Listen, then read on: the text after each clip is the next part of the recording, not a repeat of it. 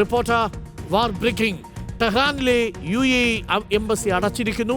ഇറാനിൽ കനത്ത നാശമാണ് എന്നാണ് വരുന്ന റിപ്പോർട്ടുകൾ. ടെഹ്റാനിൽ തുടർച്ചയായി സ്ഫോടന ശബ്ദങ്ങൾ, സൈനിക തന്ത്രപ്രധാന കേന്ദ്രങ്ങൾ ആക്രമിച്ചിരിക്കുന്നു എന്നൊരു വാർത്ത കൂടി വരുന്നു. നിർണായകമായൊരു ഘട്ടത്തിലേക്ക് കടക്കുകയാണോ? ഇറാന്റെ ഹൃദയം തകർത്തു എന്നാണ് ഇപ്പോൾ ട്വീറ്റ് ചെയ്തിരിക്കുന്നത്. ഇപ്പോൾ വരുന്ന വിവരമനുസരിച്ച് ടെഹ്റാനിൽ തുടർച്ചയായിട്ട് സ്ഫോടന ശബ്ദങ്ങൾ, സുരക്ഷയെ മുൻനിർത്തിക്കൊണ്ടുകൂടി ടെഹ്റാനിലെ UAE എംബസി അടച്ചിരിക്കുന്നു എന്ന വാർത്ത കൂടി വരുന്നു. അതായത് ഇനി വരുന്ന മണിക്കൂറുകൾ നിർണായകമാണെന്ന് വേണമോ മനസ്സിലാക്കാൻ? തീർച്ചയായും ഡോക്ടർ അരുൺകുമാർ, വരുന്ന മണിക്കൂറുകൾ അത്യന്തം നിർണായകമാണ്. ടെഹ്റാനെ സംബന്ധിച്ചിടത്തോളം അത്രമേൽ രൂക്ഷമായ ആക്രമണമാണ് ഇപ്പോൾ ഇസ്രയേലിന്റെ ഭാഗത്ത് നിന്ന് ടെഹ്റാൻ കേന്ദ്രീകരിച്ച് നടക്കേണ്ടത്. ടെഹ്റാന്റെ എല്ലാ ഭാഗത്തും ഇപ്പോൾ ആക്രമണം നടക്കുന്നതായുള്ള റിപ്പോർട്ടുകളാണ് വരുന്നത്.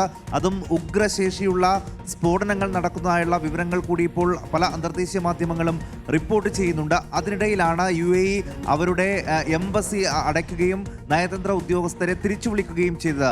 ഇറാനിൽ ഈ എംബസി തുറന്നതിന് ശേഷം ആദ്യമായിട്ടാണ് ഇങ്ങനെയൊരു നടപടി ഉണ്ടാകുന്നത് എന്ന കാര്യം കൂടി നമ്മൾ എടുത്തു പറയണം. വർഷങ്ങളായി UAEയുടെ എംബസി ഇവിടെ പ്രവർത്തിക്കുകയാണ്.